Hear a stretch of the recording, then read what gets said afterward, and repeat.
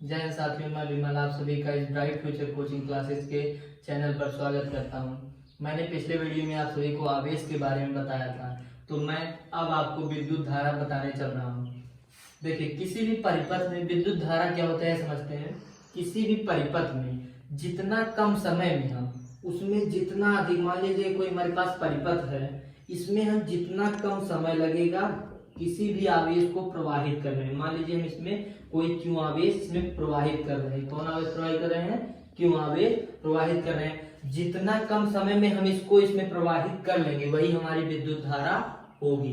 तो विद्युत धारा क्या होती है, इसे हम आपको ऐसे समझने के लिए बता रहे हैं, डेफिनेशन लिखना नहीं है। तो हम क्या बता रहे हैं आपको, किसी भी परिपथ में जितना कम समय में हम आवेश को प्रवाहित कर सकते हैं वही हमारी विद्युत धारा होती है। एक हमारा इसका फार्मूला होता है, इसका हमारा एक फार्मूला होता है, क्या होता है? I is equal to Q by T. क्या होता है? I is equal to Q by T. हम धारा को किससे प्रदर्शित करते हैं? I से प्रदर्शित करते हैं। और इज इक्वल टू क्या होता है? Q by T. तो हम जितना कम समय में, मतलब हमारा जितना कम समय लगे, जितना अधिक आवेश प्रवाहित करेंगे उतनी हमारी धारा होगी। देखिए, मान लीजिए हमारे पास 2 कूलाम का आवेश है। कितने कूलाम का आवेश है? 2 कूलाम का। अगर हमें 1 सेकंड लग रहा है इसको प्रवाहित करने में किसी परिपथ में, तो धारा कितनी होगी? 2 होगी। अगर हमें 3 सेकंड लग रहा है, अगर हमें मान लीजिए 2 सेकंड लग रहा है, तो धारा कितनी होगी? 1 होगी। जिससे हमें पता लग रहा है, यहाँ पे देखिए 1 सेकंड में कितनी धारा प्रवाहित हो रही है? 2। और 2 सेकंड में कितनी धारा प्रवाहित हो रही है? 1। इससे देखिए पता लग रहा है कि जितना कम समय लगेगा किसी भी आवेश को किसी भी परिपथ में प्रवाहित करने के लिए, उतनी ही अधिक वहां पर क्या होगी? धारा होगी। समझ गए? आप लोग को ये समझाने के लिए आसान तरीका था। अब मैं इसकी डिफिनीशन बनाना आप लोग बताता हूँ। देखिए कैसे हम लोग डिफिनीशन बनाते हैं। देखिए, जब हम यहाँ पर t इज इक्वल टू हम मान लीजिए 1 मान ले रहे हैं। क्या मान ले रहे हैं? 1। तो I इज इक्वल टू हमारा क्या आ जाएगा? Q आ जाएगा। क्या आ जाएगा? क्यों आ जाएगा। अब देखिए यहाँ से डिफिनीशन कैसे बनाएंगे। समय यहाँ पर कितना लग रहा है? एकांक लग रहा है। कितना लग रहा है? एकांक। तो क्या बताएंगे? एकांक समय में किसी भी परिपथ में प्रवाहित आवेश को हम क्या कहते हैं?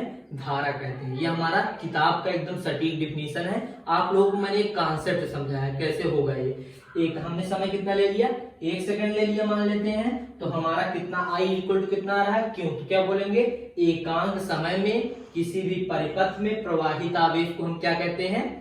धारा कहते हैं। इतना आप लोगों को हमको लगता है क्लियर हो गया होगा।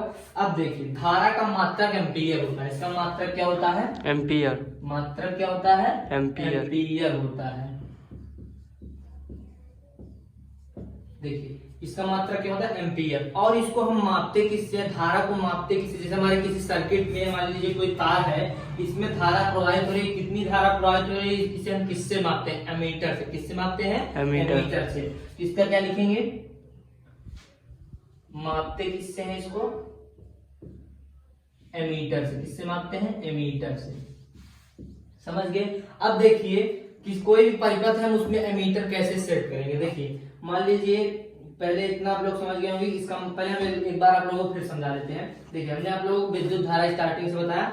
किसी भी परिपथ में जितना कम समय में हम जितना अधिक आवेश प्रवाहित करेंगे वहां पर धारा उतनी ही अधिक होगी। बताया ना इतना? जितना कम समय में जितना अधिक आवेश किसी परिपथ में हम प्रवाहित करेंगे उतनी ही धारा अधिक होगी। अगर हम यहाँ पर आपको हमने सटीक डिफिनीशन बताया, यहाँ पे हमने आप लोगों को कॉन्सेप्ट बताया। अब यहाँ पे हमने I is equal to formula क्या होता है? Q by T. जब t के स्थान पे 1 रखा तो I इक्वल टू हमारा कितना आ गया? Q आ गया। तो यहाँ से हम डिफिनीशन बताए कि एकांक समय में किसी परिपथ में प्रवाहित आवेश को हम क्या कहते हैं? विद्युत धारा कहते हैं। इसका मात्रक क्या होता है? एम्पीयर होता है। और इसको मापते किसमें है? किससे है? एमीटर से। अब देखिए, एमीटर किसी भी परिपथ में हमारे सेट कैसे होता है। देखिए, मान लीजिए कैसे नापेंगे। देखिए, मान लीजिए हमारा कोई सर्किट है, ये बंद है, फिर यहाँ गया, फिर इधर आया, फिर यहाँ पे मान लीजिए किसी बैटरी से हमने जोड़ दिया। तो यहाँ पे अगर हम देखिए, जब एमीटर को सेट करते हैं, मान लीजिए यहाँ पर हमने अपना एमीटर लगा दिया। इसका एक सिरा प्लस होता है, इसका एक सिरा माइनस होता है। तो देखिए, हमेशा हम एमीटर के प्लस सिरे को बैटरी के किस सिरे से जोड़ेंगे? प्लस सिरे से। और एमीटर के माइनस सिरे को हम किससे जोड़ेंगे? बैटरी के माइनस सिरे से। मुझे लगता है आप लोगों को ये एमीटर सेट करना आ गया होगा।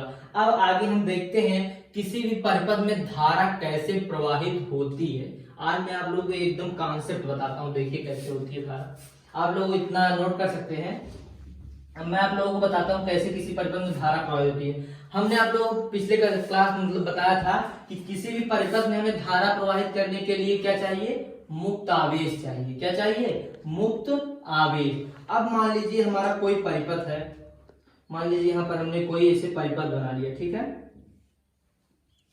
अब इसमें अगर हमारे मुक्त आवेश ऐसे ही छोड़ दिए, मान लीजिए हमारा कोई चालक है, मैंने पिछली कक्षा में बताया था चालक में क्या होते हैं, मुक्त इलेक्ट्रॉन होते हैं। अब हम मान लीजिए इसमें मुक्त आवेश तो आप लोगों को दिख ही रहे होंगे, इलेक्ट्रॉन पे आवेश होता है ना।